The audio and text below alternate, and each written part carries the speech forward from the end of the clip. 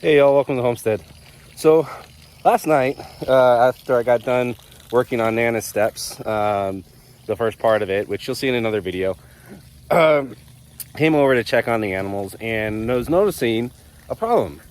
That guy or gal, I think it's a gal pig, but can't tell them apart, they're all black, was nipping at her legs, like seriously trying to bite them. At first I thought maybe she just had like a bug or a smell or something, but he was annoying her and bothering her. So I just made the decision to lock her up in the shelter overnight. And we tried letting her out again this morning, and just right to it. I mean, you can see she's hanging around just wanting to get in there and get at the calf. So putting Nana steps on hold for today. I'm going to shift into emergency mode, and what we're going to do is going to use what we have. I'm going to repurpose this area. So Ben had to take down part of the fence that I put up here to get access to do the septic, which is fine. I told him you could do that. I haven't obviously put it back up. We haven't had a need since our field isn't open to animals right now.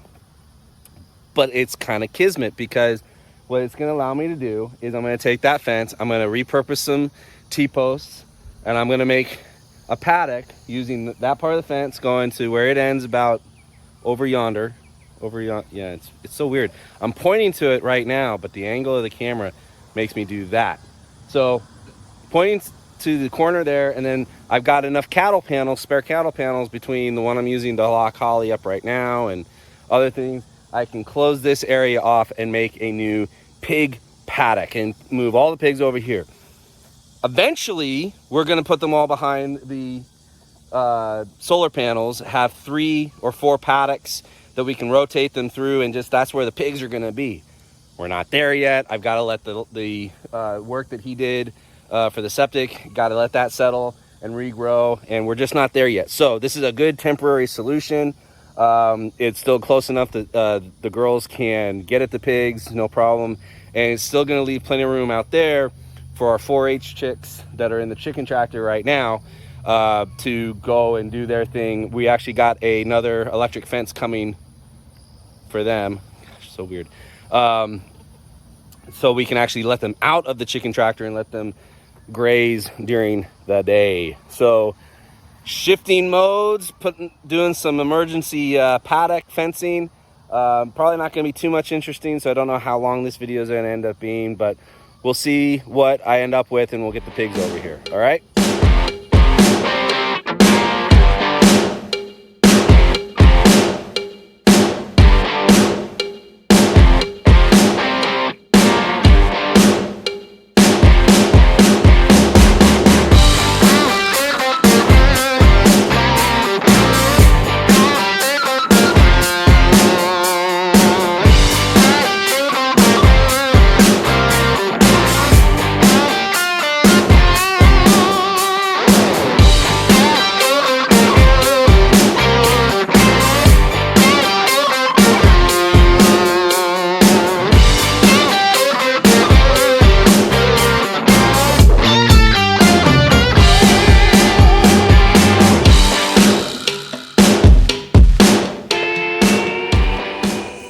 Got to go cannibalize some more cattle panels. I've got the one that is blocking Holly in right now, but it's going to leave me one short. So I'm going to go cannibalize off the trailer one of the cattle panels there. Hopefully I don't need to take both of them, but I figure I've got approximately 10, 20, 30, 40, 50 feet worth. 3 cattle panels at 16 feet apiece should almost get me there. If it doesn't, I've got some of this, some scrap of this, and some other things that I can wedge and fill in the gap. And if I need to, I've got a little bit, I can make it work. So just get one more off of there, I should be okay. So let's go over and do that. So scratch that plan. It's a little bit more involved to cannibalize the trailer than I was thinking in my head. I guess I built that a little bit more robust than I thought. So I'm actually just gonna go and run to this hardware store and get 1 cattle panel. It's gonna be one purchase. It's not the end of the world. So I'm gonna do that, be back, and you'll see it right now.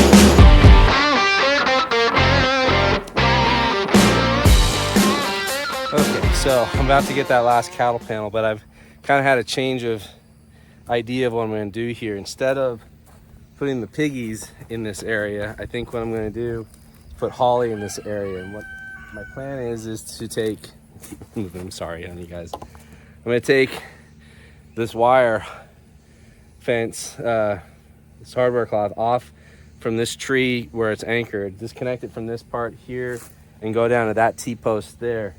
And then I'm going to use the T-post where that other cattle panel that was providing shelter for the hay. And I'm basically going to make a little L. Actually, if I bring it over here, it makes more sense. So I'm going to go from that T-post there. I'm going to go to one of those, that first T-post there, over to the other side of the shelter. So that way Holly still has the shelter and the food and the water. That's where we want her to get used to, because that's where we want to milk her from. And the pigs are still gonna have plenty of shade. I may make them another shelter or something. Right now we're in drought season, so it's not too pressing. And Holly has fresh grass to eat from and area to be in, and we can manage this a little bit better. It's a smaller area for her. Hopefully it's not gonna be too long. You know, and I say too long, maybe a couple months before we can get the piggies over to another area and get Holly a better situation. Maybe let her have this area back. But we're doing what we need to do for this go around. So I'm gonna get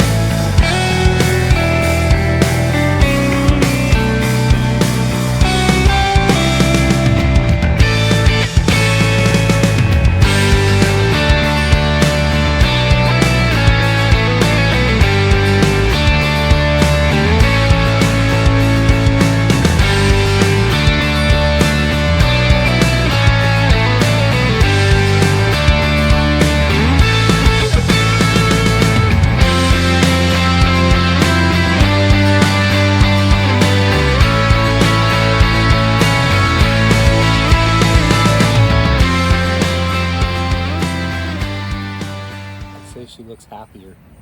She's got some green, fresh green grass to munch on, at least for a little bit. All right, gonna get finished up here. You can see what I did there. And yeah, right now I'm just using zip ties, mostly to secure stuff. I'm not bothering with proper staples or anything. The zip ties should hold just fine. Right now, again, this is meant to be a temporary situation. Here. Give you some good scenery there with Miss Holly. This was, as you know, a down and dirty. We need to get it done so that she's stopped being harassed by that one little piggy, and we'll go with a longer term solution later. But for now, I think this is good. I've just got to reroute some hoses a little bit and figure that logistically out. But I think everything else is done, so we'll call this good. God be with you all and all that you do. And remember, keep the faith, keep up the fight. God bless y'all. Bye.